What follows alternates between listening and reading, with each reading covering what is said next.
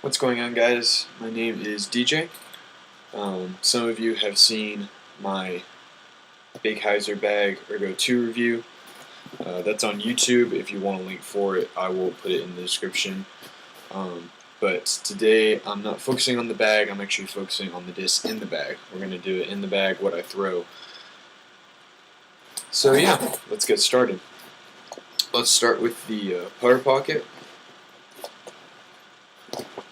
I don't typically carry 4 putters in my putter pocket. This is just kind of for show. What I've been putting with for the past month or two is the spike. I found out that I don't really put a lot of spin on my putts, and because the spike is a really low profile, really not very glidey putter, I have learned to actually put spin on my putts. And the low profile is because I have kind of small hands, and so this is a really comfortable putter. But what I am quickly finding out is that it just doesn't have the glide to get some of the longer putts, and so I am working on using the Pure starting today. Actually, I've experimented with the Pure before and didn't really like it, but that's because I didn't really have any spin on my putts. It was more of a loft putter.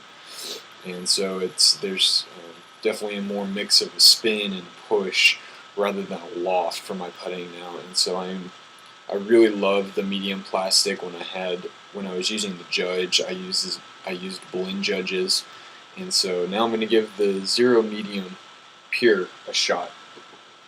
And so I'll be accumulating those. The Spike in recycled line is probably still going to be a nice short driving putter. I really like how straight it is. I can flip it up from a hyzer, and I don't really have a lot of power, but I can still flip it up from a hyzer. It'll go straight and then a slight fade, especially on some of the shorter holes that I like to play. So, and then I will probably still keep a zero hard spike in, for wooded courses, for approaches and stuff like that. So that's my putter pocket. And I've accumulated, I think, like 4 or 5 spikes, and so you'll see them. You'll see a couple more here in my main compartment. They're down at the bottom. It's basically what I use to practice putting before I play around. There's one more putter that I have in here, and this is a EMAC Fusion Judge. I absolutely love this putter. It's great for headwind approaches, a little bit longer drives, has a little bit more stability, and there's actually a really special story behind this stamp. And if you're curious about that story, message me. I'll be happy to tell you. But I'm not going to go in depth in that in this video. But this has a lot of special meaning to me. It's 176 grams, and still has a lot of stability, even though it's hit a few trees. So. Fusion Judge. For my mids, for my overstable, because as I said, I don't really have a lot of power, so the Suspect is really great for me. If I have a little bit longer drive with a headwind, this first run Suspect is a little bit beat in, but it still has a lot of stability and still have a nice fade at the end. The Lucid Truth 172 gram is just a little bit less stable than that Suspect. It's really straight, gets a little bit of a heavier fade at the end than my cores, which are right here. My cores are actually my main mid-range right now, but this is for when I need just a little bit more fade, and it won't go nearly as straight as my cores do. My dyed gold line core here is stable.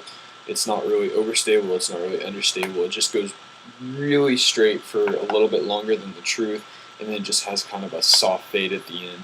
And but it still can't really handle headwinds that well. And then this is my beat-in 172 gram gold line core. This is for tailwind shots, for hyzer flips in the woods, and a little bit shorter turnovers as well. I really like the core. I really like the feel in the hand. For me, I don't like higher profile mids like the Mace or the Rock, And so the Core and the Truth and the Suspect are all really low profile, and they just feel really good in my hand. So Suspect, Truth, and Core is what I throw for my mids. For my overstable fairways and utilities, I carry a Trident that's just a little bit beat in, so it's a little bit straighter, especially for flick shots.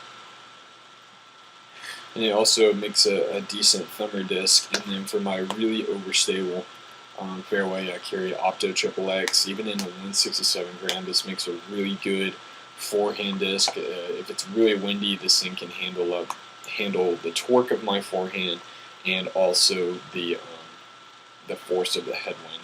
And so that's why I carry both an Opto Trident and an Opto Triple X. Some people don't like to do that. They like to minimize their molds, but for me, this pair works out really well. For my stable to understable fairway, I throw the Opto Striker. I wanted this disc not for the dye. I did not dye this disc. I'm not a supporter of marijuana. I don't smoke it.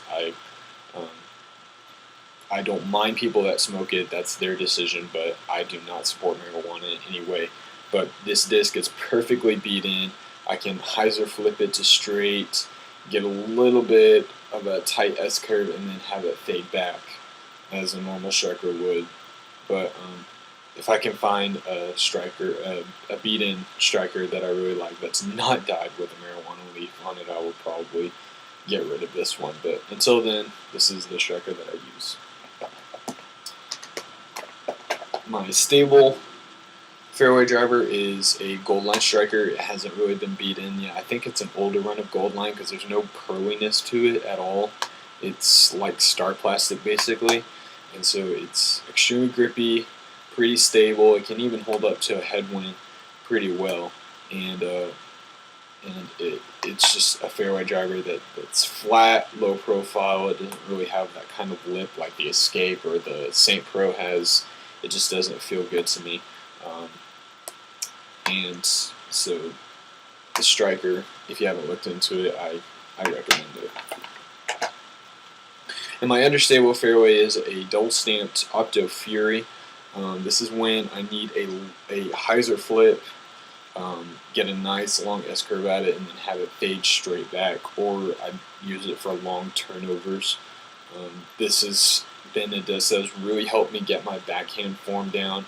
I can't really flip it unless I'm going for like a sky forehand roller or a long turnover.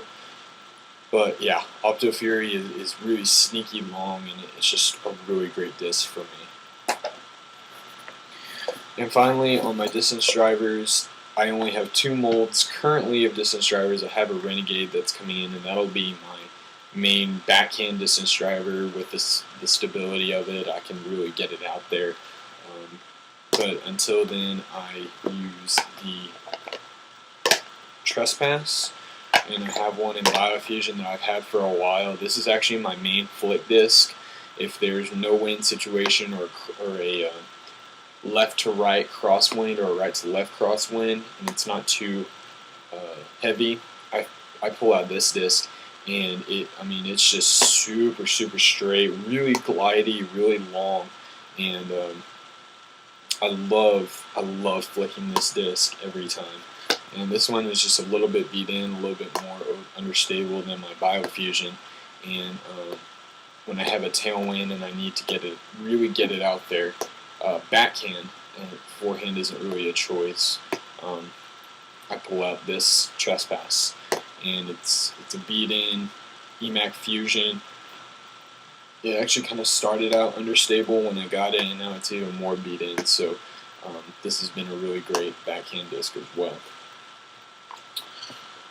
And for headwind flicks or a little bit shorter backhand hyzer drives, I am loving the Scythe. Both of these are Bowling Green stamped. This one has yet to been used. I'm trying to delay using it as much as possible, and I'm definitely getting some stock stamp Optos. But the Scythe is really great because it's overstable, but it's not too overstable. and so when I'm driving forehand, it can handle a headwind. It'll flip up. It'll ride straight. Maybe get a small S curve out of it, and then fade back hard towards the right. And that's exactly what I've wanted in a trespass for a while, but it's really hard to find a trespass like that. And so this is really flat, really thin, really sharp edge, and I'm absolutely loving the scythe. And I'm hoping they're actually going to be just a tad more stable in the stock Opto. So that is this is measured I think at 172 grams, and this is 171.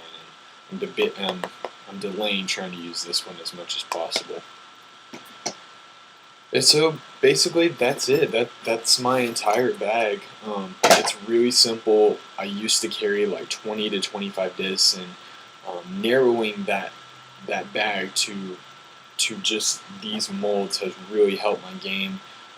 I'm not taking as much time choosing a disc for a shot. I know exactly how my discs fly, and as long as I execute the shot right, I usually don't have any issues. And so if that's something you are struggling with, I highly recommend you look into mold minimalization. You may think you need 20 discs, but you really don't. I think I have 16 plus 4 putters, which is a total of 20 discs. And those couple of those putters I don't even really use, so 18 usually are used. So that has been my in the bag video. Just a little bit about me. I've been playing for 4 years. I've experienced a lot of different companies, and the Trilogy I'm finding is what really works for me.